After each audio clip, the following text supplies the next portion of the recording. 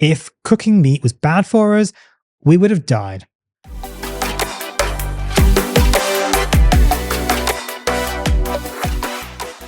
Hi guys, and welcome to another episode of the Meat Medic podcast. Now, today's episode, we're going to be doing another Reddit dive, and we're going to be looking at a thread on raw meat versus cooked meat on a carnivore diet or an animal-based diet. Now, this question comes up quite a lot, and it quite often divides people. What are the benefits of raw meat versus cooked meat? Now, anyone in the carnivore community may remember there was a video a little while back with the what's his name, Joey Schwartz. I can't remember his handle now on YouTube. With Dr. Bart K, and discussing the pros and cons of raw versus cooked meat, which was a very interesting video. So make sure you have a look on YouTube for that one. Go back and have a look. But anyway, if you're listening in the car on the podcast, thank you very much for listening. If you're watching on YouTube, hello, and thank you for watching. So for the benefits of those on YouTube, I'm going to be sharing my screen. For those listening on the podcast, I'm going to be reading out the article that I've seen today. So this was posted a couple of days ago. It came up on my feed. I thought it'd be a useful one to talk about. So it's by user canis_lupus_arcticus. Excuse me. So hello to you. Okay, let's get into it. So raw versus cooked meat, pros and cons, please. I want to know the pros and cons of eating raw meat versus cooked meat. Very, very good question. The latest scientific knowledge and people's experiences with raw meat, which one is best for optimizing health and longevity? Let it be known that I am not referring to pork or poultry. Those I would never eat raw in any case, since it has too many parasites and their industrial farming puts a huge question mark on their quality. Brackets. Same reason why I'd never eat raw liver either. Close brackets. But generally, I refer here to raw ruminant red meat, beef, bison, goat, lamb, elk, or any other ruminant game animal. Okay, I'm going to stop there a little bit. So basically, he's saying, or this user, he, she, is saying that they want to just have a chat about raw meat versus cooked meat. Pretty nice way to start the thread. Which one is best for optimizing health and longevity? They're not going to be eating raw pork or raw poultry. Theoretically, that is okay to do.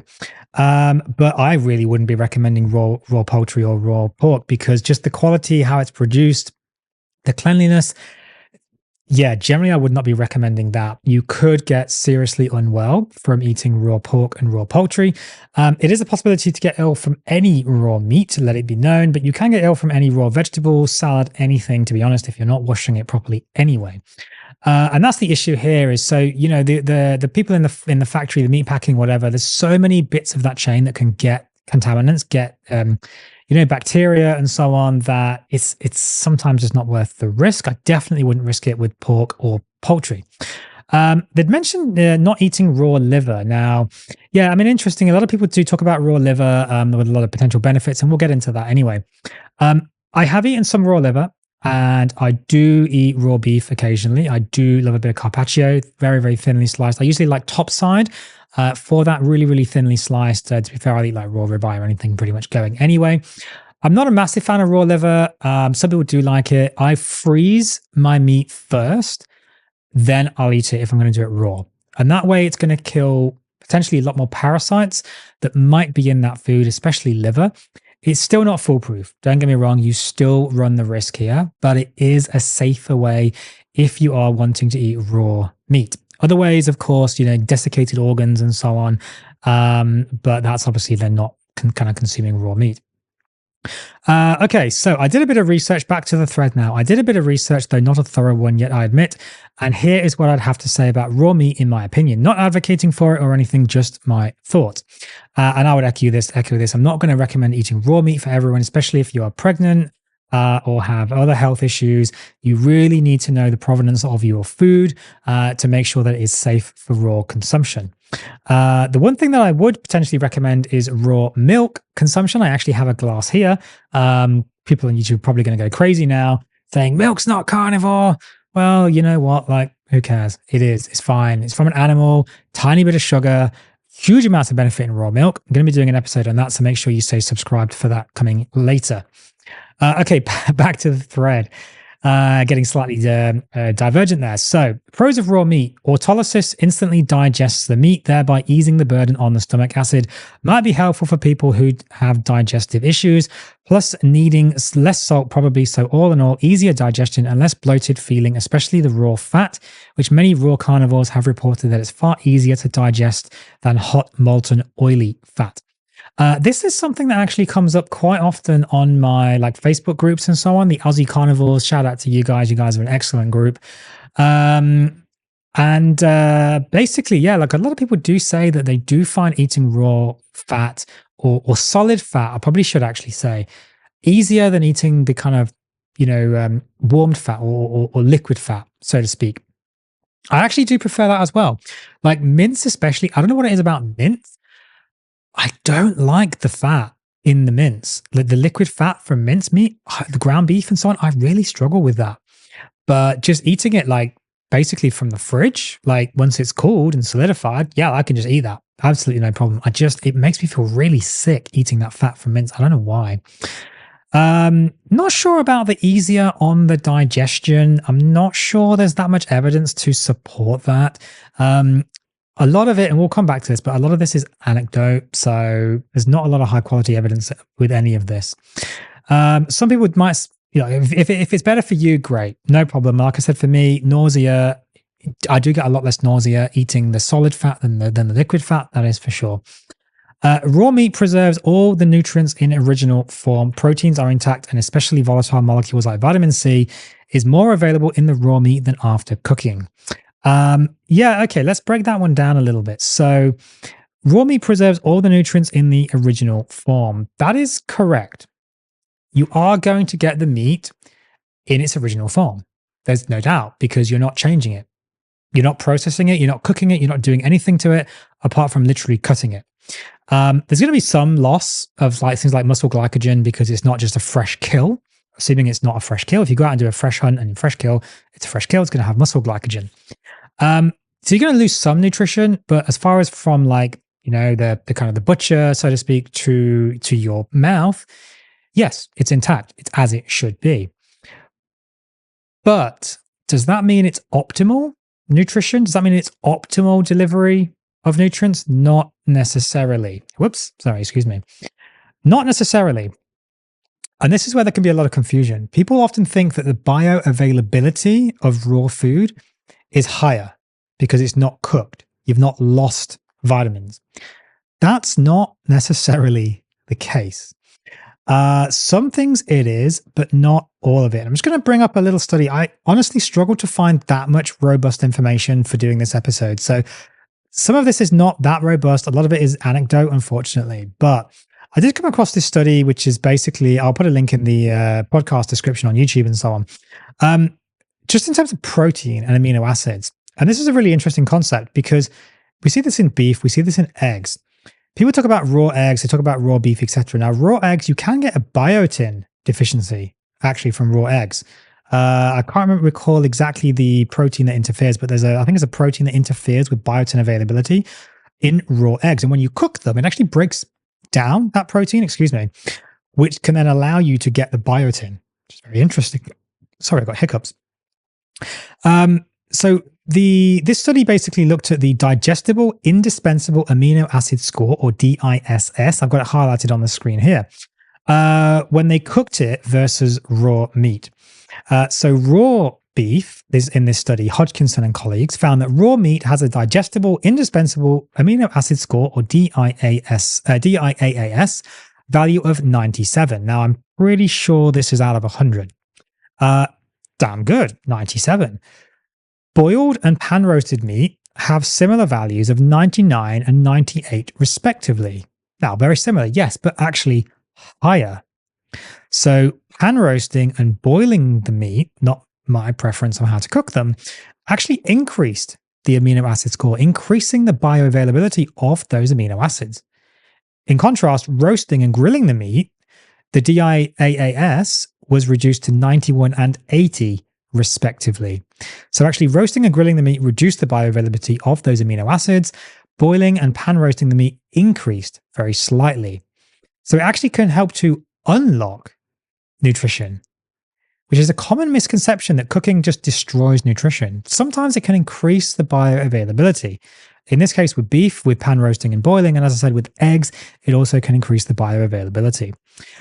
They go on to then say a sophisticated isotope labeling study revealed higher bioavailability from amino acids from well-cooked meat that's cooking at 90 degrees C for 30 minutes. That's pretty well done. I mean, okay, fine. Then raw meat cooking at 55 degrees C for 5 minutes when ingested by elderly people, and there's a link there.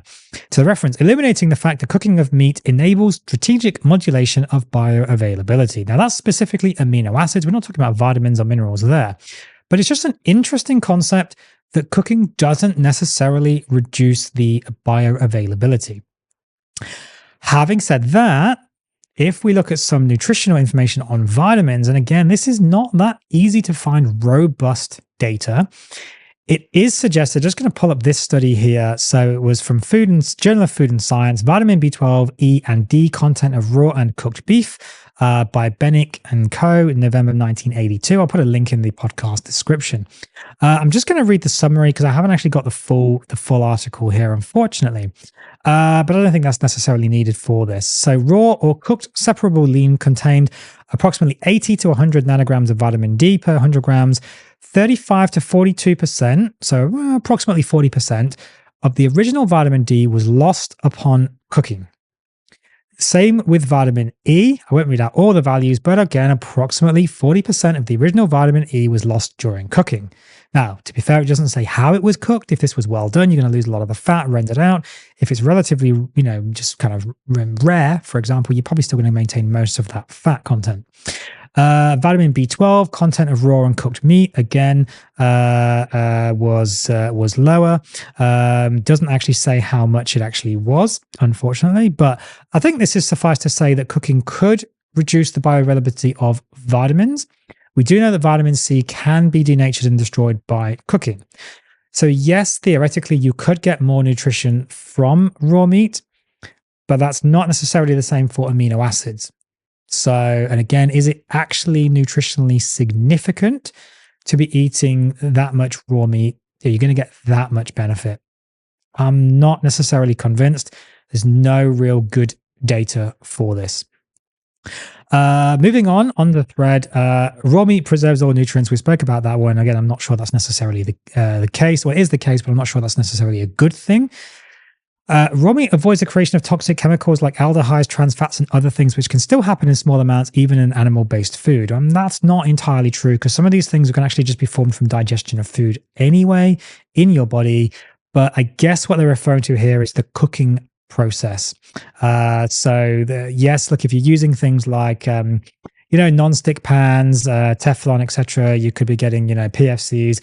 There's things like, the nitrates and the, polyaromatic carbons, hydrocarbons, these kinds of things, which can be an issue, transaminases and so on, that can be an issue there.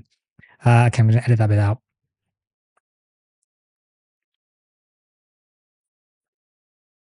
Okay.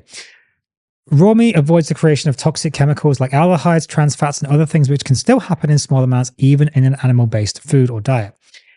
Yes, that's probably true to a certain extent, but these can still happen somewhat in the gut anyway.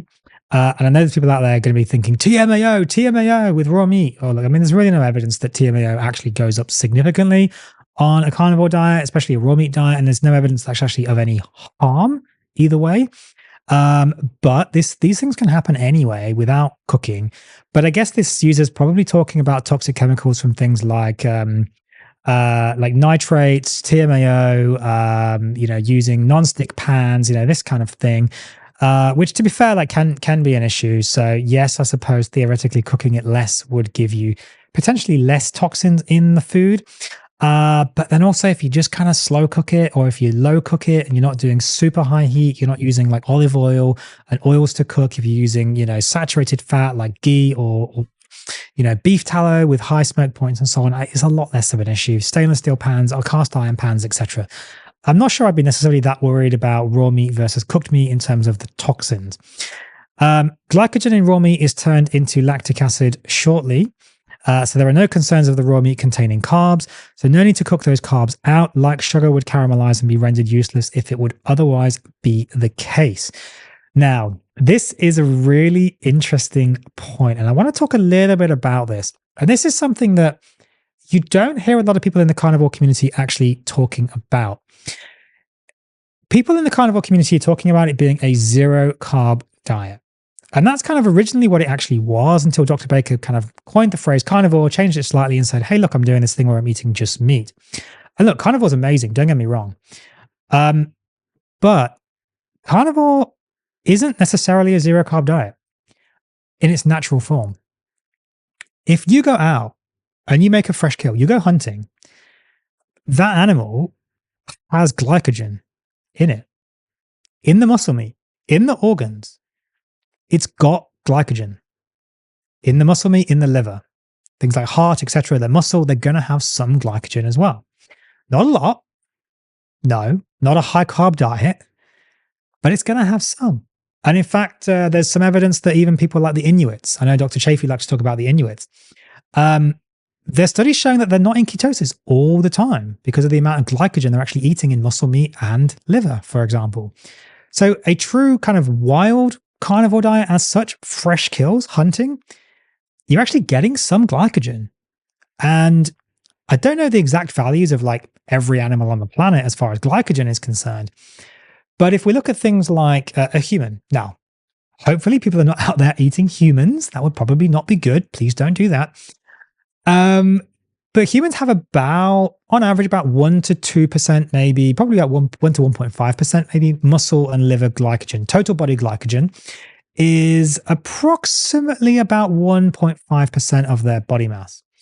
So if we just use that as an example, again, I'm not sure of the exact values for different animals, but if we use that as an example, what we're basically saying is approximately 1 to 1.5% of the meat that you are eating on a fresh kill is going to have some glycogen in it if you are out in the wild and you are hunting. So let's say you eat a kilo of meat, 1%, 1.5% is going to be somewhere around 10 to 15 grams of carbs. It might be slightly higher in some animals. I don't know, even maybe 20 grams. Could be slightly less, 5 grams. I don't think we need to be worried about eating 5 to 10 grams of carbs. This is not going to kill you. 5 to 10 grams of carbs a day from a kilo of meat is going to do absolutely nothing. It is going to do absolutely nothing to you if you eat 5 to maybe 15, even 20 grams of carbs in meat, in glycogen, on a fresh kill. It's going to do nothing bad to you. Let's get that pretty clear. We don't need to absolutely fear carbs to the point where we want to go completely zero carb. This is not actually very natural to do this. And this is a criticism I do have of kind of really hardcore purist carnivores, something that I am learning over the last 12 months or so. Again, make sure you stay subscribed for those videos because they are coming soon. They're going to be really, really interesting from a doctor perspective with my patients and also my own personal perspective over 12 months. So I don't think we need to be worried about a really tiny bit of sugar in the diet, especially like things like bacon. Honestly, it's going to make zero difference. I can pretty much guarantee you that. Tons of people who already been on a lion diet, just back to the thread here. So as carnivore as you can get, fully 100%. I mean, carnivore is carnivore. If you're 100% or not, I mean, still carnivore. Hypercarnivore is technically 70% of calories from meat anyway, or animal sources. So I mean, even 70% is still carnivore technically, but you can be 100% carnivore and still not be on lion diet. Lion diet is just a very specific subset of carnivore diet. They've still had some inflammation issues which resolved after going raw. Now this is anecdote. So I'm not sure where the evidence for this is. This is pure anecdote. Not saying it's wrong. A lot of anecdotes can be right, but this is pure anecdote. The Primal Diet is the ultimate form of carnivore. Really not sure about that because as far as I'm aware, Primal Diet is kind of modified paleo, not actually carnivore at all. So I'm not really sure what they're talking about there, unless I'm mistaken. Could be wrong. Let me know in the comments on YouTube if I'm wrong. I apologize. Bacterial infection is high. This can offset the benefits of the raw meat alone, and getting food poisoning of any kind of bacterial infection can increase inflammation. Not sure if the final effect is positive or negative. I guess this refers to hormesis. Look, I don't think bacterial is going to be a big issue in raw meat for the most part.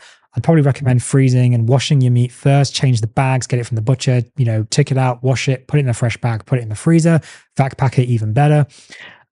Moving on, cooking denatures proteins, which some might say might be useful for digestion, some might not be, can make the fat rancid by denaturing fatty acids in there. Okay, so the whole point of saturated fat is it's stable. You're very unlikely to significantly denature saturated fat, animal fats, from cooking. So that's number one, unless you are subjecting it to extreme pressure, which you're probably not, or extreme heat, which again, you're probably not. I'm talking like well over like probably 250, 300, kind of degrees centigrade or Celsius. You're not really going to denature saturated fat in any significant shape or form. And that's what the fat's going to be on a carnivore diet. You shouldn't be eating like olives and olive oil and avocados and these other things, seed oils, God no, which can denature at heat. So I'm not sure we need to worry about that. Denaturing proteins, again, we mentioned that with the beef, doesn't mean it's a bad thing to denature proteins. And there's really very little evidence to suggest that raw meat consumption is really that beneficial for anyone. The caveat to that is raw milk. As I mentioned, I got my raw milk just here. There is reasonable evidence that raw milk can actually be beneficial for some people. And this is beyond anecdote. There are some studies. I'll have to try and find them and pull them up. If I can, I'll put them in the link for the video on the podcast. That raw milk consumption can have benefits for things like asthma, eczema, hay fever, atopy. I said, with my kids, like my middle daughter, Charlotte, she doesn't have anything diagnosed, but she does have definitely some autistic traits. And we noticed that she improved when we added raw milk into her diet. So there's definitely some benefits of the raw milk versus pasteurized. I'm not going to deny that whatsoever. But again, look, this is anecdote. And this is my anecdote for raw milk. I'm not sure it makes any difference with raw meat. Okay, cons of raw meat. Obviously, back to the thread. So food poisoning is the main concern, bacterial infection, salmonella, etc. I mean, absolutely spot on. This is really the primary concern with any raw meat consumption is going to be the food poisoning aspect. You can make this safer by, as I said, when you buy the meat, take it out of the bags, wash it under the tap. I mean, like if you want to get filtered water and everything, look great, no problem, but wash it, dry it, put it in a clean bag, vacuum pack it if you can. If you don't, it doesn't really make that much difference. Put it in the freezer and then let it defrost and then eat it. That is probably the best way that you can make it safe and still eat raw. Other options are you could maybe just air dry it. And that will also help to kill some bacteria as well, but I'd still wash it, put it in a separate bag, freeze it, let it defrost, then air dry it, and then you can eat it. The other thing you could consider doing is basically pickling it in vinegar. Now, technically that's not really raw anymore if you're kind of curing it in vinegar or pickling it in vinegar, brining it, whatever you want to call it. Technically it's not really raw, but also you're not really cooking it. So it's kind of raw. We're kind of fudging it slightly there. But that can also make it safer by killing off some of the bacteria. As we know, curing can help, but still isn't going to kill everything. Like listeria isn't killed from curing. Okay, more cons. Cooked food definitely tastes better. Yeah, I'm not sure I'd agree with that, actually. I'd actually slightly disagree with that. Raw meat is actually really nice. For most people, like a lot of people, they go out to restaurants, they order things like beef carpaccio, which it's like really super thinly sliced, typically raw meat or like super lightly cooked. Raw meat's actually really nice if you get the right cut. Now, if you just go and eat like a raw shin or something that's beef shin that's like super tough and hard and chewy, and it's not going to be that tasty. You go and eat like a raw eye fillet. Oh God, so good. So good. You eat like a raw top side, something like that. Like that's what I make carpaccio at home. I just buy a top side. I literally just slice it off. My 3-year-old, she was 2, she's now 3. She literally just comes and eats it. She just picks it up and eats raw meat. She just walks around eating the house, eating raw meat. She absolutely loves it. I don't think cooked meat is actually inherently tastier than raw meat. Having said that, I do prefer the taste of slightly cooked liver as opposed to raw liver. Sugar tastes good. Well, yeah, sugar tastes good, but again, we're not really eating that much sugar on a carnivore diet unless you're going, kind of fresh, kill, raw, etc. Raw meat goes bad really fast, so you have to be extra careful with its preparation and handling. Again, I'm not convinced about that. I eat quite a bit actually of raw meat. Not like every day, every single day. I know I've said, I don't eat that much, but every so often I do just buy like a topside roast and actually just I slice bits off, I leave it in the fridge to air dry, and then I just eat it raw. And I've been doing that for probably the last, I don't know, 6 months on and off, like nothing consistent. I've never had a piece of meat go bad, air drying it. And some of it I've left in the fridge for like, I think one piece I left for like a month, maybe in the fridge. I kind of just forgot about it. It was like in the bottom of the fridge somewhere tucked away. And it didn't go bad. It didn't go bad at all. It was pretty tough, but it didn't go bad. And just took it out to kind of get to room temperature. And it softened and it was just absolutely delicious. Not a problem whatsoever. So, and it's going to smell, it's going to be slimy, and it's going to not look, taste, or feel right or smell right if it's got infection on it, if it's got bacteria and mold and whatever. Don't eat it. If it tastes bad, if it smells bad, if it looks bad, if it feels bad, do not eat it. You can tell when meat's bad because it just doesn't smell, taste, feel, or look right. So don't eat bad meat. Okay, and then the last one, we invented cooking like 1.5 million years ago at most. There is some anthropological evidence that our brain size grew after that, or for some reason we could maybe digest more proteins through cooking. Maybe it's correlation and not causation. I'd probably agree with that. Since either way we evolved in this direction with or without cooking. No way to tell whether it was because of it or despite it. But still the last 1.5 million years of proto-human and Homo sapiens history, we were most likely cooking meat. Prior to that would have been predominantly raw meat. So yeah, I would agree with that. That again, for the majority of kind of essentially recorded human history, we've been cooking meat, and probably been cooking meat for the last kind of 1 to 2 to maybe even 3 million years, essentially, of human or kind of human development. I think as I use this here saying that doesn't necessarily mean it's good or bad. It just that's what happened. And I think the likelihood is that if there were massive problems with cooking meat, we wouldn't be around. 1.5, 2 million years ago, there was no Costco. There was no Coles. There was no Woolworths. There was no Five Guys and McDonald's and Pizza Hut and whatever else. There was an animal, and you hunted it and you killed it and you ate it. We didn't have vitamins. We didn't have, any knowledge of nutrition. We didn't have injections or anything like this. There's absolutely no way that we could have, boosted our immune system, boosted our vitamin, nutritional status, etc. If cooking meat was bad for us, we would have died. We would have died out as a human species a long, long, long time ago. Is cooking meat optimal? We don't know. There's goods, there's bads. The pros, there's cons, negatives, and positives. But is it harmful? No, probably not. I don't think it's really harmful really in any way other than, honestly, to your taste buds.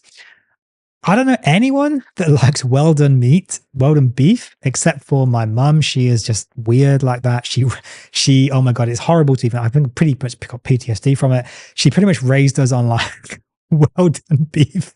Mum, if you're listening, I know you do listen to a few of these episodes. Hi, love you. But my God, you nuked the beef roasts. Yeah, I pretty much got PTSD from those. Now I serve them like pretty much just dripping with blood. I can't have anything well done. It tastes like, oh my God, it's just literally like eating wood or like cardboard. Outside of taste, and like you're going to be nuking your vitamin C, but that's not a massive issue anyway. Outside of taste, there's not that much harm in cooking meat.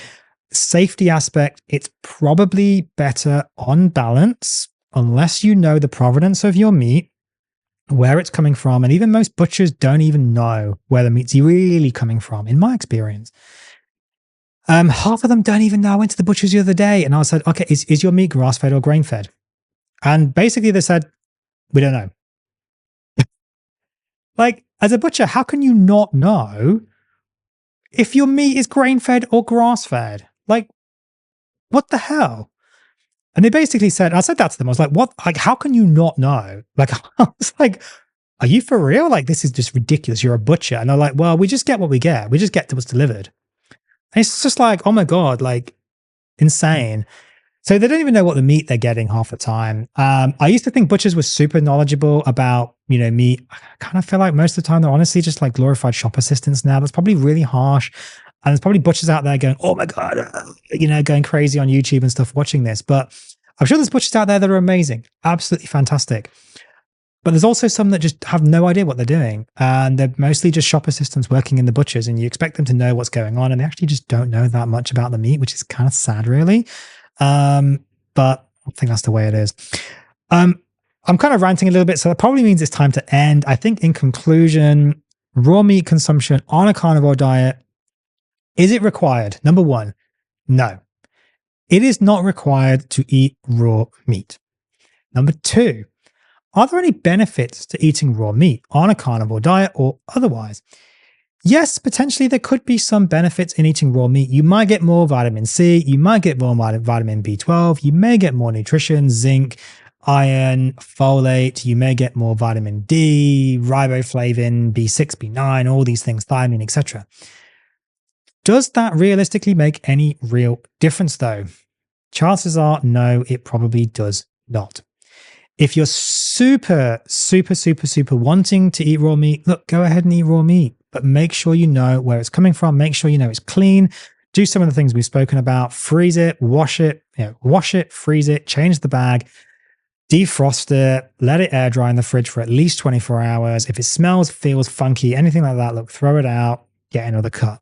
Basically, if it's fine after that, your chances are you're probably fine, but it is still used at your own caution. Again, liver, I'd probably do the same thing. I'm not a massive fan of raw liver. I don't like the taste. I will just slightly sear it on both sides and then eat it. So it's still kind of pink in the middle. It's still rare, but just not raw. Raw milk, I think, has a lot of benefits. This is not an episode about raw milk, but I do think that has a lot of benefits. I've seen benefits myself with my family. I will be doing more episodes on raw milk. So if that is something that you're wanting to hear, let me know in the comments down below. Make sure you subscribe on YouTube. Make sure you subscribe on podcast. And if you found this episode useful, hit a like, share it to your friends. Let me know in the comments down below. And if you are listening in the car, on your podcast, walking on your way to work, whatever it is, it would be amazing if you could leave me a 5-star review on your podcast platform of choice. That would really help spread the podcast. So thank you very much, guys, in advance.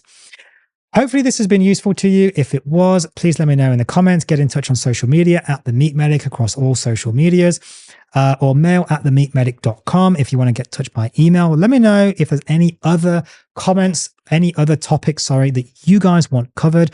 I want to make content that you guys want to listen to. Thank you very much for tuning into this episode, and I will see you in the next episode.